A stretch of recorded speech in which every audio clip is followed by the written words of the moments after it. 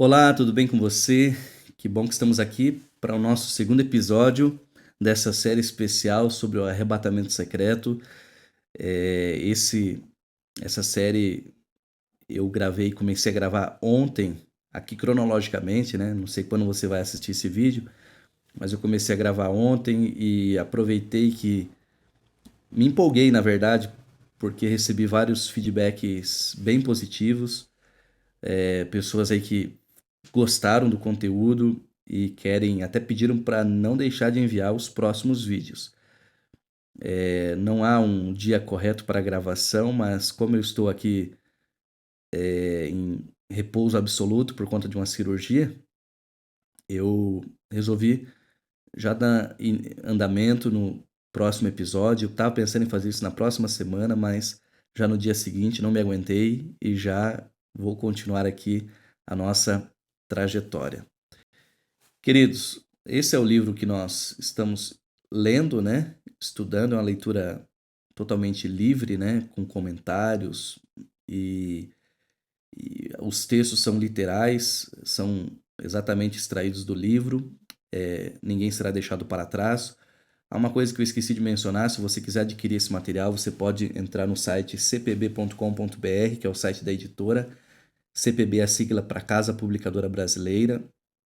Lembrando que na descrição desse vídeo no YouTube você encontra o link para baixar esse material, esse slide, esse PowerPoint que eu fiz aqui, que eu preparei. Carinhosamente, estou disponibilizando para vocês utilizarem nas suas igrejas, enviarem para os seus amigos, especialmente aqueles que creem na doutrina do arrebatamento secreto, tá bom? Muito bem. No primeiro vídeo nós falamos sobre o prefácio do livro. Hoje é o primeiro capítulo. E quero frisar que no capítulo seguinte, né, no terceiro vídeo, é que nós vamos entrar a fundo nessa questão do arrebatamento secreto. Nós vamos dar dados históricos, onde surgiu, por que na Bíblia não fala sobre o arrebatamento secreto, por que a igreja, né, os pais da igreja, os apóstolos, ninguém falou sobre isso, e isso só começou a surgir ali no século XVIII, XIX, enfim. Nós vamos entender toda a parte histórica. Eu creio que você vai se surpreender, assim como eu me surpreendi, né? Como que isso tudo foi criado, tá bom? E hoje o tema é o que deixados para trás não deixou para trás. Então, antes de nós falarmos tudo que deixados para trás deixou para trás, existe uma verdade que eles não deixaram para trás. E é sobre isso que nós vamos ver hoje. Vamos ao texto? O que deixados para trás não deixou para trás. E o autor aqui coloca, né, que é um ditado americano que diz assim, ó, não jogue o bebê fora junto com a água da banheira. Bom, ele conta aqui que ele estava lendo um livro por título Contos da Varanda da Frente, de Philip Gillen, no qual ele relembra o dia em que ele saiu, né, com seus 4 irmãos, junto com o pai e a mãe. Eles estavam de férias e pararam numa lanchonete para comer. Quando a família se amontoou outra vez, né, foi para o carro e partiu, né? Terminou o seu lanche ali e continuou a viagem. O jovem Philip ainda estava no banheiro. Só 32 quilômetros depois que alguém notou, né? Foi contar ali que tava faltando alguém. Um, dois. Opa, tá faltando alguém. Quem? Tá faltando o Philip. E curiosamente, achei até engraçado isso aqui. Eles fizeram uma votação para ver quem que. Para decidir se voltaria ou não para buscar o garoto. Olha só que interessante. Né? Achei interessante isso aqui. Então diz que quase ainda houve um empate. Tinha gente que não queria voltar a buscar o menino, não, o Philip. Mas a mãe, no último minuto, mudou de ideia. Ainda assim, dificilmente isso é a mesma coisa que jogar fora o bebê junto com a banheira, né? Junto com a água da banheira. E é isso, né? E é por isso que é vital que antes de nós tomarmos as considerações, lidarmos com as 6 grandes verdades que começam a partir do próximo vídeo, do próximo capítulo, né, de Deixados para Trás, nós vamos ver o que Deixados para Trás, perdão, do livro, né, Ninguém Será Deixado para Trás.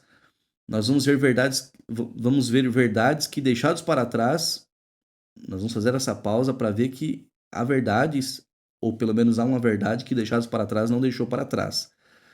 Então é importante, nesse momento, a gente se ater a essa ideia, esse pensamento aí que permeia esse capítulo, tá bom? Esse vídeo de hoje. Porque em nosso entusiasmo para defender a verdade, corrigir os erros acerca da segunda e eminente vinda de Jesus, não seria triste se esquecêssemos de afirmar e celebrar as radiantes boas novas que estão no âmago de tudo isso? Esqueçamos de fazer isso e estaremos verdadeiramente jogando fora o bebê junto com a banheira. Esse bebê é o bebê de Belém. Assim, que fique registrado de maneira clara que aquilo que deixados para trás não deixou para trás foi o que? Já está a resposta. A radiante e resplandecente verdade que Jesus, o Salvador do mundo, em breve voltará. Aleluia. Ok. Nossos oscilantes mercados de capitais, nossas economias frágeis e cambiantes, os pátios marcados de bala de nossas escolas, nosso gado doente, a incidência crescente de terremotos, as mudanças extremas na meteorologia, as exauridas manchetes da Terra desistiram faz tempo de manter-se atualizadas com o desenrolar das questões morais, ecológicas e econômicas que já se tornaram um padrão em todo o mundo nesses dias em que vivemos. As Santas Escrituras nos deixaram uma série de manchetes apocalípticas que deveriam ser uma predição que servisse de admoestação e de alerta para esta última geração. Nas palavras do próprio Jesus, ao começarem estas coisas a suceder, exultai, erguei a vossa cabeça, né, porque a redenção se aproxima. Jesus, o Salvador do mundo, voltará em breve. Deixados para trás, não deixou essa verdade gloriosa para trás. Texto de João, capítulo 14, versos 1 a 3, né? Aqui está na Nova Versão Internacional, diz: Não se turbe o coração de vocês. Creiam em Deus, creiam também em mim. Na casa de meu pai há muitos aposentos. Se assim não fosse, aliás, se não fosse assim, eu lhes teria dito: Vou preparar-lhes lugar, e se eu for e lhes preparar lugar, voltarei e os levarei para mim, para que vocês estejam onde eu estiver. Agora, o autor coloca aqui uma questão: notícias boas ou notícias ruins? E aí? Nós temos a palavra dele. Jesus, o Salvador do mundo, voltará em breve. Isso é uma promessa. Aliás, é a maior promessa bíblica. Se isso é uma notícia boa ou ruim, depende naturalmente da sua perspectiva. O autor coloca uma história interessante aqui. Ó. Ele diz que numa dessas noites aí de inverno, né, ele foi caminhar com a sua esposa e alguns amigos, e eles saíram ali numa caminhada pela neve, à luz da lua, até um cemitério. Rosenhill, o nome do cemitério. Ali mesmo, próximo, né, nas imediações. O céu noturno estava cristalino, sem nenhuma nuvem. O ar estava gelado e calmo, coberto pelos raios prateados da lua cheia de inverno. O cemitério, pelo menos naquela noite, resplandecia às luzes da noite como um lugar de belezas congeladas. Cruzes de pedras e lápides de granito erguiam-se acima do lençol de neve, projetando longas e prateadas sombras por sobre toda a brancura. E aqui ele fala, né? Apesar de ser uma cena aparentemente bela, né, bonita, quantas vezes os membros ali da sua igreja, né, na primeira pessoa da minha igreja, né, ele diz, de coração quebrantado, trilharam aquele caminho tortuoso e triste até aquele local de descanso daquela pequena vila. Para eles, para você e para mim, que nos apegamos à sua promessa de que eu sou a ressurreição e a vida, a breve volta de Jesus à Terra é uma notícia boa ou ruim? E o autor até fala, né? Essa pergunta eu nem deveria estar fazendo, né? Eu nem devia perguntar. Porque é óbvio que é uma pergunta. Aliás, porque é óbvio que é uma promessa boa, que é uma promessa que deve acalentar o nosso coração. Você já perdeu alguém. Eu já perdi, nossa, mãe, vó, bisavó, tia, irmãos da igreja, amigos. Quantas pessoas, né? Que a gente já perdeu. Mas há uma promessa na Bíblia que garante a ressurreição de todos eles e de nós se passarmos pela morte, se estivermos em Cristo Jesus. Eu sou a ressurreição e a vida. Quem crê em mim, ainda que morra, viverá. É a promessa de Cristo. Por outro lado, você pode ter certeza, ele coloca uma outra história que estava acontecendo na mesma noite, né? Um antagonismo, algo totalmente ali oposto, né? Por outro lado, você pode ter certeza de que os 7 foragidos da penitenciária do Texas, que naquela mesma noite de inverno estavam fugindo da lei, não tinham absoluto nenhum desejo de se encontrar face a face com os policiais que os perseguiam. Quem quer se encontrar com um legislador quando se está fugindo das leis? O capítulo 6 de Apocalipse retrata de forma dramática os habitantes da terra, né, que clamam para que as pedras os escondam da face do Salvador que está voltando.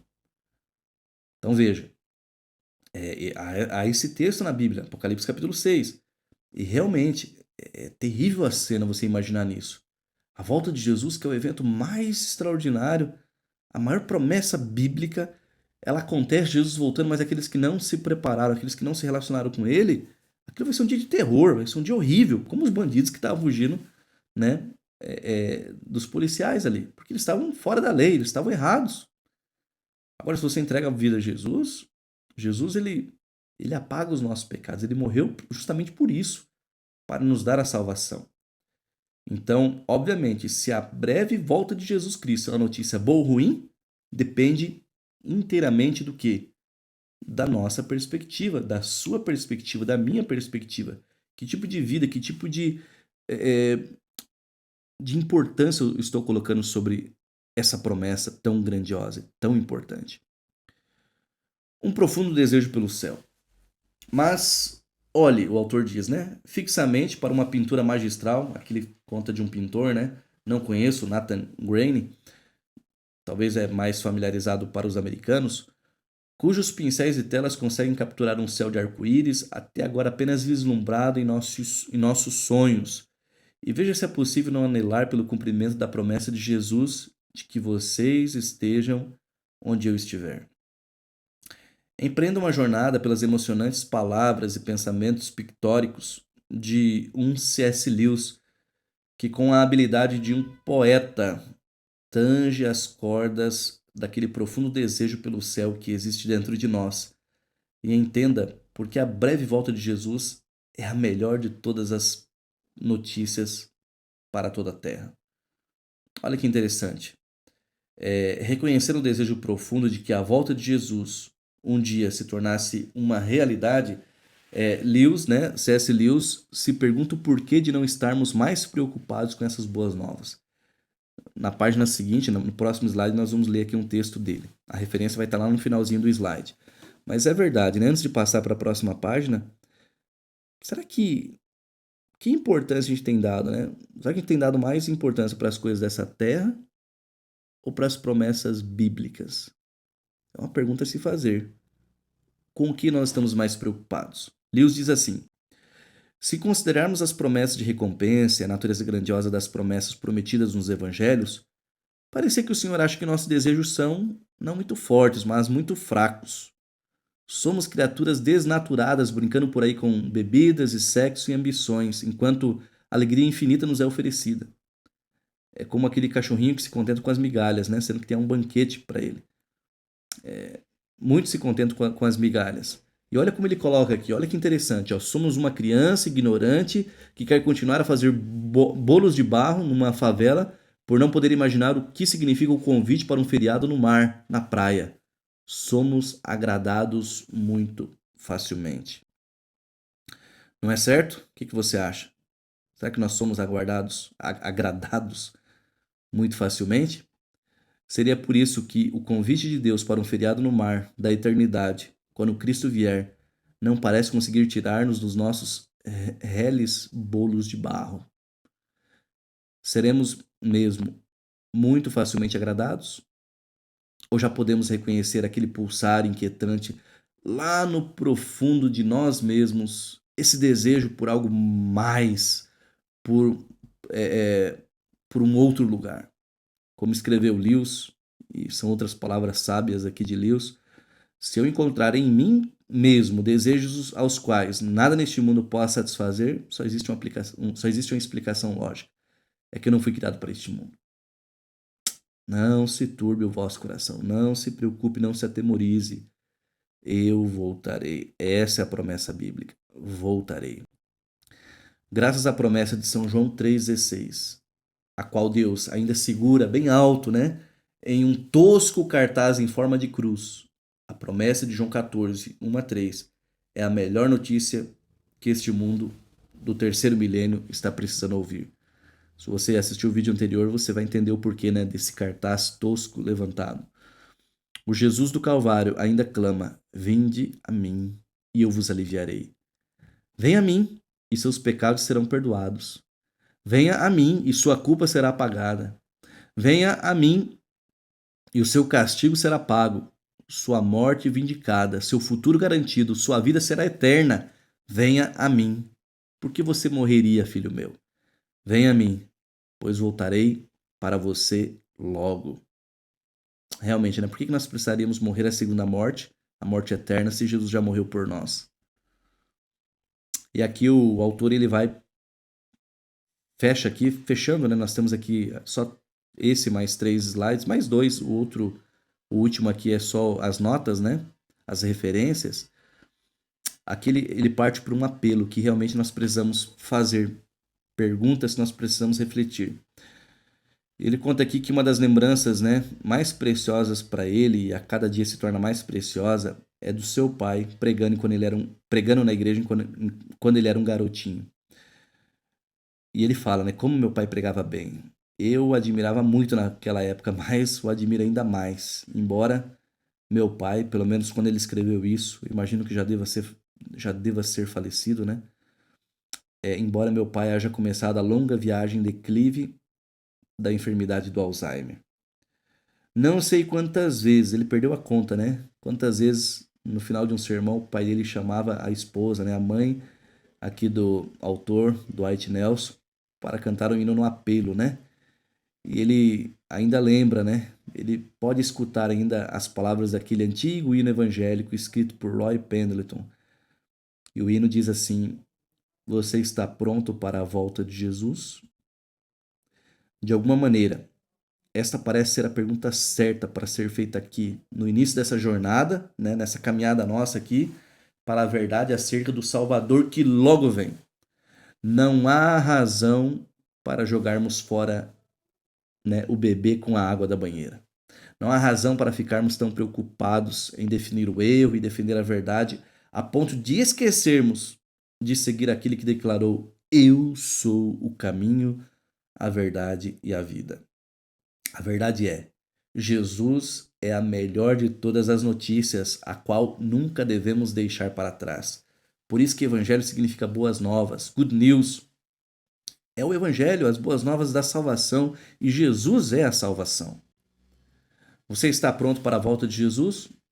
Realmente é o convite para que você dê um passo para receber o abraço de sua amizade eterna a cada dia, a cada noite, até que ele venha. É simples assim. E é por isso que eu espero que você se una a mim antes de virar mais uma página deste livro, ou antes de avançar para o próximo vídeo, né? Que é a nossa proposta aqui. Ao tornar o apelo da minha mãe, né? Da mãe ali do autor, do Dwight Nelson, um hino de dedicação pessoal ao Salvador que está voltando logo. E é por isso, assim como ele terminou o prefácio, né? É por isso que agora é o melhor momento para fazer a última oração da Bíblia. Ora vem, Senhor Jesus. Que fantástico, né, queridos? Que fantástico. Aqui estão as notas, né? As referências dos textos que nós lemos aqui neste capítulo. No primeiro capítulo, nesse segundo vídeo dessa série especial aí sobre o arrebatamento secreto.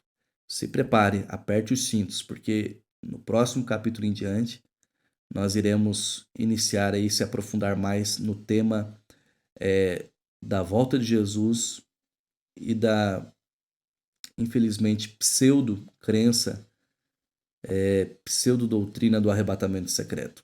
A ideia não é ofender ninguém. Se você que está assistindo esse vídeo aqui crê no arrebatamento secreto, tenha paciência, tenha calma, ore a Deus, peça para Ele iluminar a sua mente, para que esse estudo seja um estudo sério, não apenas uma defesa de uma placa de uma igreja, ou defesa de algo que eu creio, que a gente crê.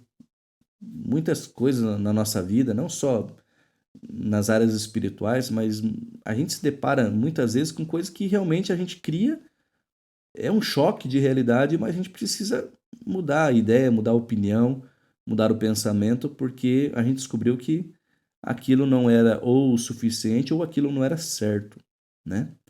Então faço um convite humilde aqui para você avançar conosco aí nessa jornada de aprendizado, de entendimento, e eu resolvi fazer justamente no formato de vídeo para você anotar as referências, para você pausar o vídeo, para você tirar print. Apesar de nem precisar tirar print, é só ir ali na descrição do vídeo fazer o download do material, do PowerPoint na íntegra, do jeito que eu estou mostrando aqui para vocês.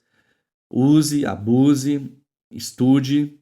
O importante é a gente avançar no conhecimento de algo tão importante, de uma doutrina tão importante que alimenta, né, a nossa esperança, a nossa fé, que é o retorno de Jesus. Ok? Obrigado por estar conosco até esse momento. Deus te abençoe e eu encerro com uma oração. Querido Deus, obrigado, Pai, por esse momento especial de estudo desse tema, dessa temática. Que o Senhor nos ajude a cada vez mais compreendermos as verdades bíblicas e também aplicá-las em nossa vida. Abençoe a todos que estão assistindo a esse conteúdo, que eles possam também compartilhar com outras pessoas que precisam conhecer mais sobre as verdades da tua santa palavra. Eu te rogo, te agradeço em nome de Jesus. Amém. Queridos, Deus abençoe você, sua família e todos que estão à sua volta. Um grande abraço e até o nosso próximo vídeo. Tchau, tchau.